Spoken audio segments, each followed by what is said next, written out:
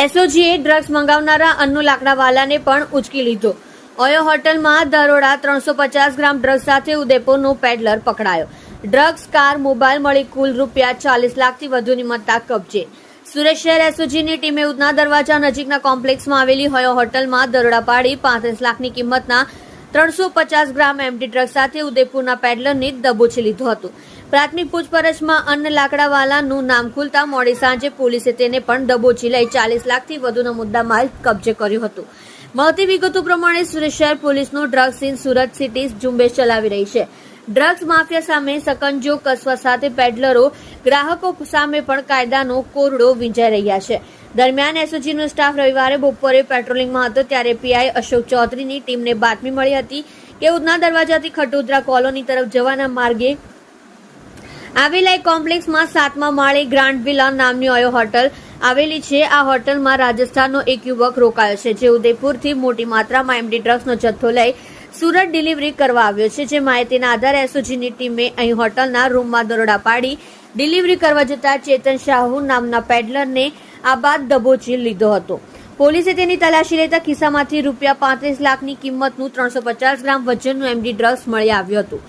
પોલીસે એફએસએલની ટીમને સ્થળ પર બોલાવી લઈ માદક પદાર્થ એમડી ડ્રગ્સ હોવાની વાતની પુષ્ટિ આપી હતી। એસઓજીએ પેડલર ચેતન શાહુ પાસેથી ડ્રગ્સ, મોબાઈલ તથા કોમ્પ્લેક્સ બહાર પાર્ક કરેલી સ્વિફ્ટ કાર મળી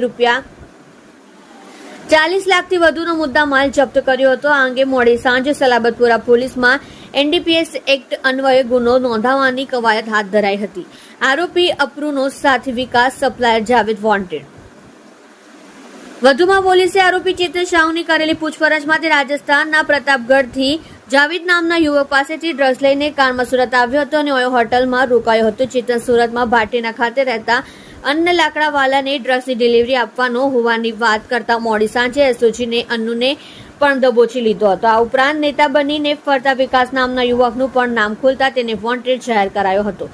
પ્રતાપગઢના ડ્રગ્સ સપ્લાયર જાવેદને પણ વોન્ટેડ જાહેર કરાયો છે। મહારાષ્ટ્ર લાઇન પર ભીંસ વધારતા રાજસ્થાનથી હેરાફેરી। પોલીસે અન્નુ અને ચેતનના મોબાઈલ કબજે કરી લઈ કોલ ડિટેલ્સ, વોટ્સએપ ડિટેલ્સ ફરતે તપાસ કેન્દ્રિત કરી છે। આ ડ્રગ્સ નેટવર્કમાં ચોંકાવનારા ખુલાસા થવાની પોલીસે શક્યતા વ્યક્ત કરી છે। ચેતન અગાઉ 2 ખેપ મારી ચૂક્યો છે। મહારાષ્ટ્રની લાઇન પર પોલીસે ભીંસ વધારતા પેડલરોએ રાજસ્થાનથી ડ્રગ્સની હેરાફેરી શરૂ કરી દીધી હતી। જોકે પોલીસે તે લાઇન પણ તોડી નાખી છે। સત્ય માટે હંમેશા સત્યની સાથે જોડાઈ રહો। આર સુરત ન્યૂઝ ચેનલની સાથે।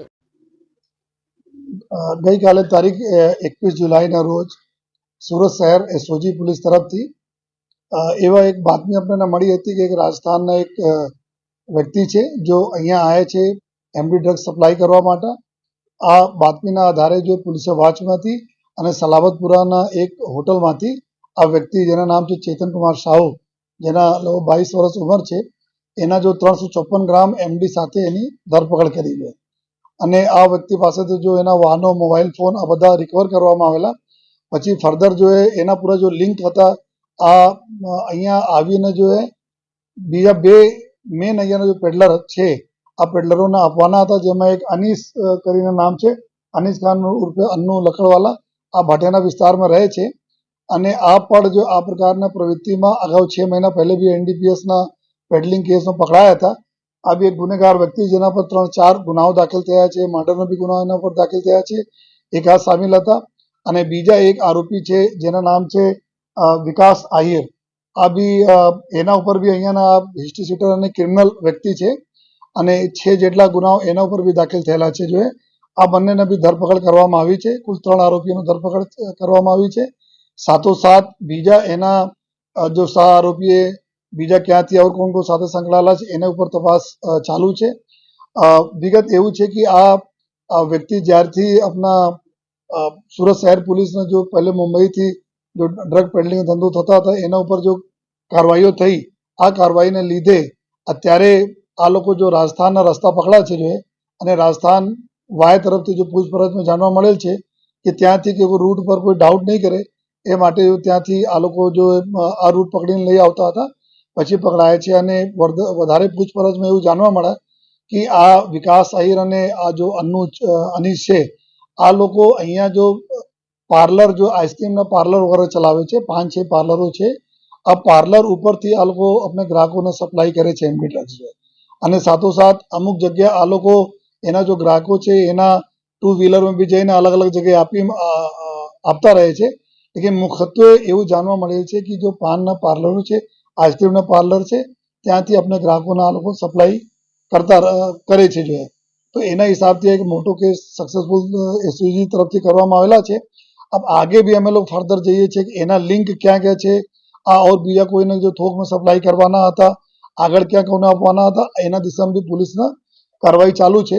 અને આપના જાણકારી માટે કે છેલ્લા ચાલુ વર્ષ 2024ના વર્ષમાં અત્યાર સુધી કુલ લગભગ જો 3 કરોડથી વધુ ના મુદ્દા માલ કુલ 37 કેસીસમાં પોલીસે પકડી, જેમાં કરીબ 85 જેટલા આરોપીઓના ધરપકડ કરવામાં આવી છે જો. અને સાથોસાથ અમે લોકો આ પણ જોઈએ છીએ કે આ બધા જેટલા બી આરોપીઓ એનડીપીએસ પકડાય છે એના આ પૈસાથી કેટલા આ લોકો આપણે પ્રોપર્ટી વસાયેલ છે, કેટલા મિલકતો વસાયેલ છે, એના ઉપર જો પોલીસ એસઓજીના અને ક્રાઇમ બ્રાન્ચના કામગીરી ચાલુ છે, જેથી આવનાર સમયમાં કાયદા પ્રમાણે એની જો પ્રોપર્ટી બી અમે લોકો સીઝ કરી શકીએ.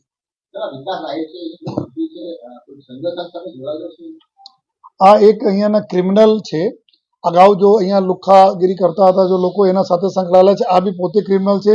6 જેટલા એના ઉપર જો સિરિયસ ગુનાઓ દાખલ છે, જેમાં અમરોલી, ઉધના, લિંબાયત આ બધા વિસ્તારના આ ગુનેગાર છે જો. તો આ હિસાબથી પણ અમે લોકો જોઈએ એને જ અત્યારે 6 જેટલા અત્યાર સુધી પ્રાથમિક પૂછપરછમાં જાણવા મળેલ છે કે 6 જેટલા આના પાસે જો પાર્લર, આઈસ્ક્રીમના પાર્લર છે, મતલબ જ્યાં આઈસ્ક્રીમ વેચે છે અને જો સપ્લાય કરે છે એના ઉપર બી અમે લોકો આ દિશામાં બી કાર્યવાહી કરીએ છીએ. અહીંયા ગેંગ એટલે કે જો લુખ્ખા હતા, એક જાલિમ કરીને એક લુખ્ખો છે, જાલિમસિંહ કરીને, એના શાગીર્દો તરીકે જો આ બધા હતા જો. અત્યારે બાકી લોકો બી જેલ ગયા અને આ બી ઘણા બધા જેલમાં ગયા છે. આ પ્રકાર કે મોટો જો ક્રાઇમ ક્રિમિનલ માનસિકતા ધરાવતા માણસ છે. નહીં, આમાં તો રાજકીય પાર્ટીનો કોઈ સવાલ નથી. આ તો એક ડ્રગ્સના એવા સપ્લાય હોય કે બધા કોઈ બી આ બિઝનેસમાં તો કોઈ બી રાજકીય પક્ષ બધા લોકો એના જો ભર્ત્સના કરતા રહે છે. પરંતુ આ પ્રકારના અહીંયાના નામચીન એક તત્વ છે જો ક્રિમિનલ છે, જો આ ધંધામાં પહેલે બી સપ્લાય યુઝર બી છે, આ પોતે બી યુઝ કરે છે અને વેચાણ બી કરે છે.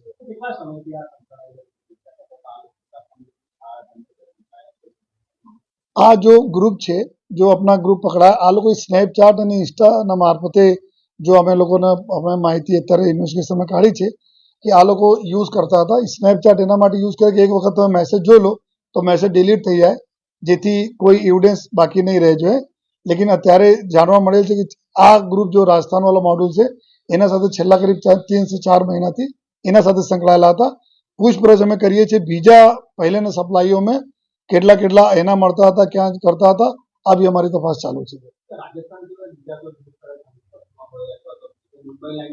ને એના પૂરી શક્યતા છે, કારણ કે આ પોતે યુઝર છે અને વેચાણ કરે છે.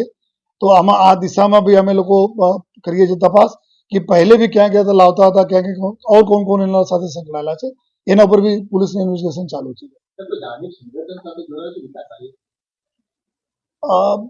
આ એક જે રીતે બોલી કે ક્રિમિનલ માનસ ધરાવતા હોય, પોતાના બચવા માટે ઇધર ઉધર ઘણા બધા લોકો સાથે પોતાના એસોસિએટ બી આ પ્રકારના લોકો કરતા હોય છે. લેકિન અમારા મુખ્ય ફોકસ અત્યારે એક નાર્કોટિક્સ ઉપર છે, એના આ દિશામાં કરીએ છીએ.